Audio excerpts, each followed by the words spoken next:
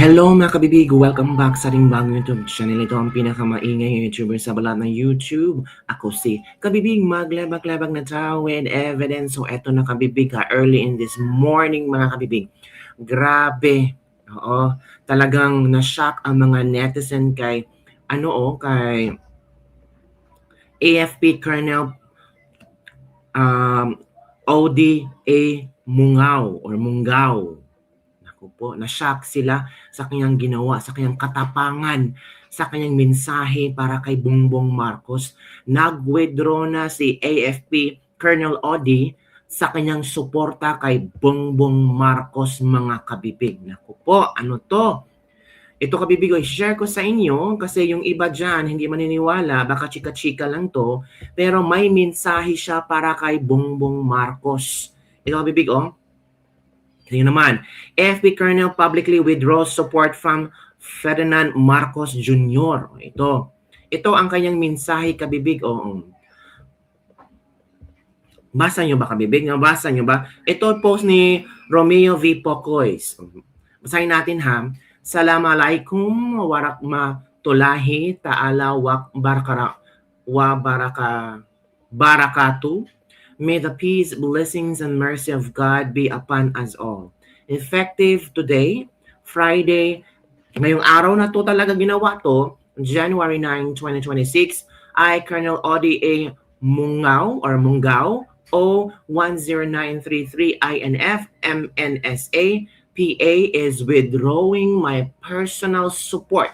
Personal niya ha, kanyang paniniwala, kanyang nakikita na dapat niyang tumindig at naging matapang siya, is withdrawing my personal support to our President and Commander-in-Chief, Ferdinand Bongbong Marcos Jr.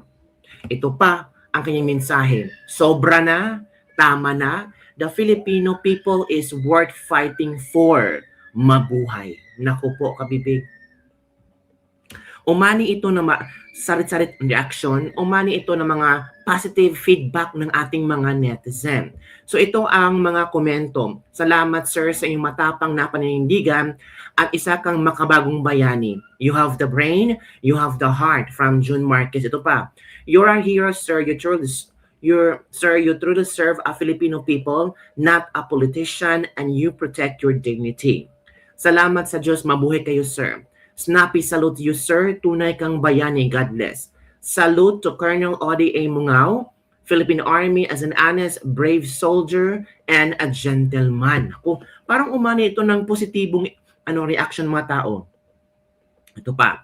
Sana dumami pa kayong manindigan ng katapatan para sa bayan at mamamayang Pilipino at hindi sa tiwaling Pangulo. Naku po. Daghan salamat sir. Sana marami pang sumunod sa inyong manindigan at mag-withdraw ng support kay President Bongbong Marcos Jr. na maraming korupsyon under his leadership. Praying na marami pang sundalo na manindigan para sa bayan katulad mo sir. Hindi para sa pera ng bayan. May salute sir, mabuhay ka.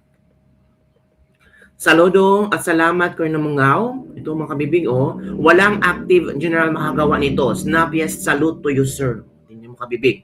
Grabe ang komento ng mga netizen, grabe ang positive feedback ng mga tao tungkol sa ginawa at pag-withdraw. Ito ang personal support. Personal support ni Colonel Odi Mungao para kay Pangulong Bongbong Marcos at ang kanyang mensahe, sobra na, tama na, the Filipino people is worth fighting for. Yan, kabibig. Ito pala si Colonel Mungao, Yan, kabibig, Yan. So, ano ang inyong reaction ng kabibig? Sabi na iba, this is the sign. Ito ang panimula. Dito daw, magkawatak-watak, pwedeng magkawatak-watak ang AFP. Kasi alam naman natin, posible mga kabibig, disclaimer lang ha, ito na yung ating opinion, reaction sa mga pangyayari ngayon. Posibleng may marami pang mga sundalo, may marami pang mga taga-AFP na kinikimkim lang ang kanilang saloobin at talagang natakot sila. Itong pagtayo ng maging matapang at tindig ni Colonel Mungao, baka ito yung sign na hinihintay ng maraming AFP na tahimik lang, nagmamasid, nasasaktan sa kung ano ang nangyari sa ating bansa ngayon, na posibleng marami pa ang titindig, posibleng marami pa ang sisigaw na sobra na, tama na Filipino is worth dying for. 'Di ba? Baka marami pang susunod na mga sundalo, mga kapulisan, mga army ang tatayo at titindig, at doon sila sa puwersa ng tao lalaban. Kasi pulis sila, army sila, sundalo sila, navy sila. Para sila sa Pilipino, hindi para sa isang politiko. Naku po, kabibig. Ano kayang reaksyon ni Bongbong Marcos nito? So far, wala pa namang pinalabas ng official statement or wala pa namang komento si Madam Claire Castro hinggil dito. But I'm sure people will say, alam natin yan kung ano ang maging komento ni Claire Castro. Puro negative na naman yan. Kaya nga palaging negative ang trust rating, performance rating, at approval rating ni Bongbong Marcos. Kasi si Claire Castro kung magsalita, negatibo ang bunganga. Naku po, yan kabibig ha. So basahin natin ang iinang mga reaction dito mga kabibig kay kay Romeo po, Romeo V. Pocoys. Ito yung di ba ito yung kanang may warrant of arrest. Galing siya sa Thailand, tapos hindi siya nakauwi sa kanila kasi may mga pulis nang nakaantay sa kanya sa airport, tapos pinusasan siya. Buti na lang nakapag-bail sila kaya lumabas siya. Di ba nakasunod to ng citing for sedition yata. Okay. Sabi dito, a senior officer of the Armed Forces of the Philippines has issued a stark public declaration withdrawing his personal support for President Ferdinand Bongbong Marcos Jr. and questioning his moral authority to lead. Basahin natin ha. Colonel Oli A. Mungao, ay share ko para makita niyo at mabasa niyo rin kasi baka sabihin niyo nung gawa-gawa ko mga post na ito. Sige, ito na kami. At huwag niyo kalimutan mag-share mga something diyan. Ay, ito na. Ito na kabibig. Basahin natin ha. Ito yun. Colonel Oli A. Mungao, 10933 INF MNSA PA, a commissioned officer with 34 years of active service, made the statement in a social media post today. While forcefully reaffirming his support for the AFP and the Constitution, Colonel Mungao directly targeted the President.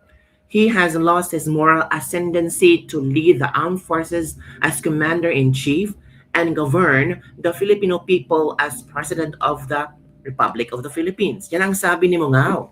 He concluded his message with the emphatic phrase, sobra na, tama na, and the rallying cry, the Filipino is worth dying for. Mabuhay ang Pilipinas. The officer currently serves as director of a training development center under AFP Training Command, a key role in shaping new soldiers. In this capacity, he recently presided over the opening and outtaking for the new candidate soldier classes. His previous command includes leadership of the training support group and the 15th Infantry Battalion. As of now, there has no immediate official reaction from the Office of the President or the AFP leadership regarding Colonel Mungao's public statement. Military regulations regarding public commentary by active duty officer on civilian leadership are clear, potentially placing the colonel's actions under scrutiny.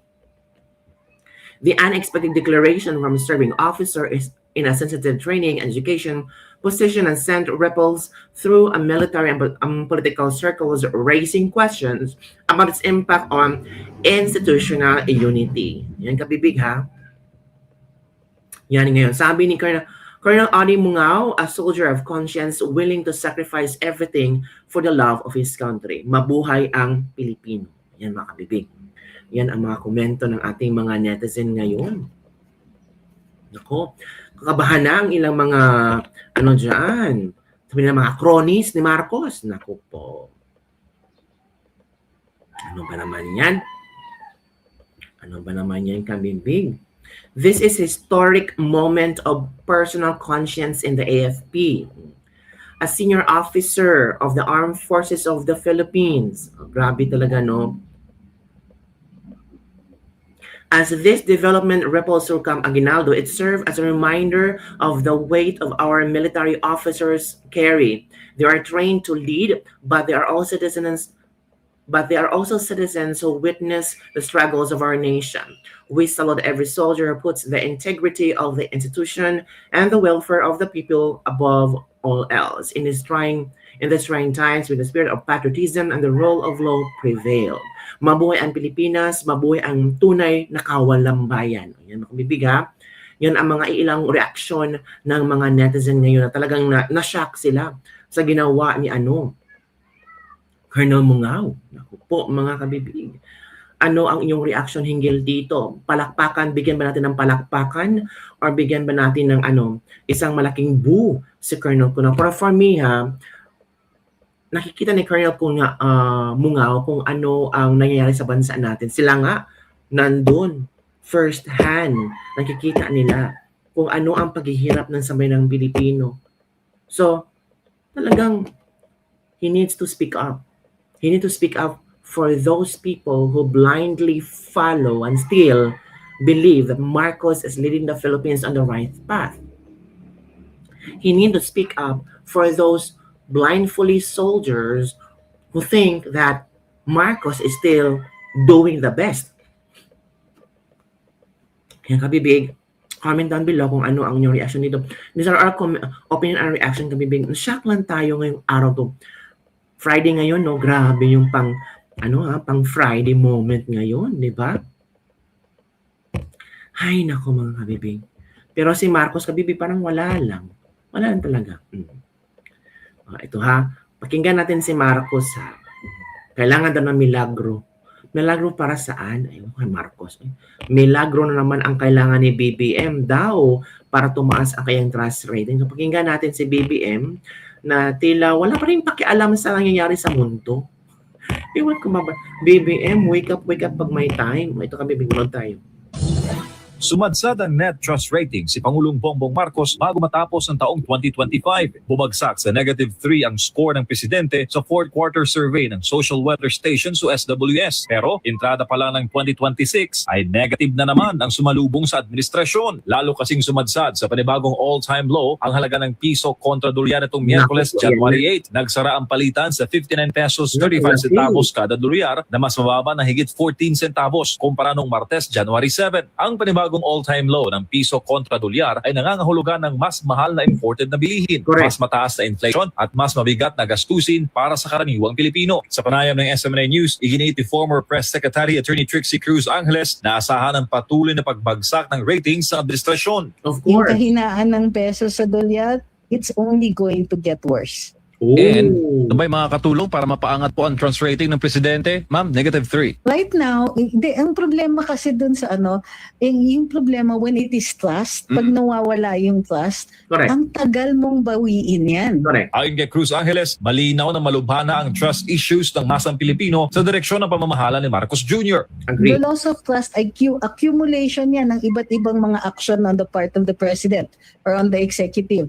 Paano tayo maniniwala sa isang presidenteng nangako na hindi niya kinikilala ang jurisdiction ng ICC pero tinurn over niya si Rodrigo Duterte? Correct. Paano tayo maniniwala sa Pangulo na nangako ng 20 pesos na bigas pero sinusubsidize natin kaya nakakabenta sila ng 20 pesos na bigas pero heavily subsidized, meaning tayo pa rin ang nagbabayad kung Correct. bakit naging 20 pesos yun, and it's only offered to a few people. Dahil sa negative trust ratings, nakikita na dating press secretary na hindi maniniwala ang taong bayan sa resulta ng investigasyon sa mga anomalya sa flood control. Makababawi pa kaya ang Pangulo? Sa ni Cruz Angeles na kailangan dito ng milagro.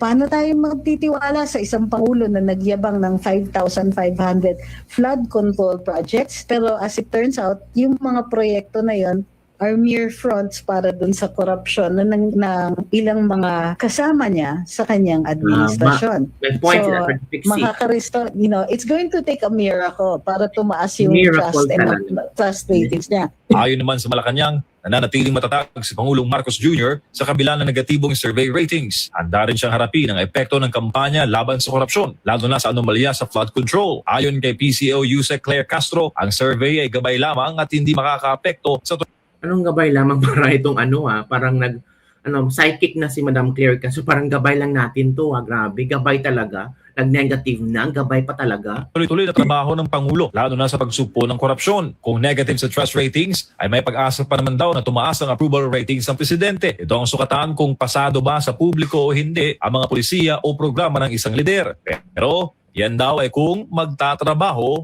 ang Pangulo. Pero he has to be working on it. Nasaan ang mga polisiya para mapababa yung presyo ng pagkain? Nasaan yung mga polisiya para ma-improve ang peace and order situation? Kasi peace and order is directly related to economic recovery. Ano naman ang ginagawa niya to control corruption para yung pera na ginagastos ng gobyerno is more efficient and more importantly, spent here. Pero wala eh. Para sa Wala talaga. As in zero. So yun, kami bigang ating Libag-Libag for the day. Ano ang yung reaction dito ng pasabog ni Colonel Ode A. Mungao na talagang withdraws his support for BBM? Comment down below. Ikaw, nag-withdraw ka na ba ng support kay BBM? Comment down below and don't forget to like, subscribe, and share this video para sa mga latest trending news na ating pag-usap-usapan. Shoutout sa ating mga OFW dyan na I don't know kung nag-withdraw pa ba sila ni BBM or still supporting BBM. Comment down below. Bye everyone. See you next time.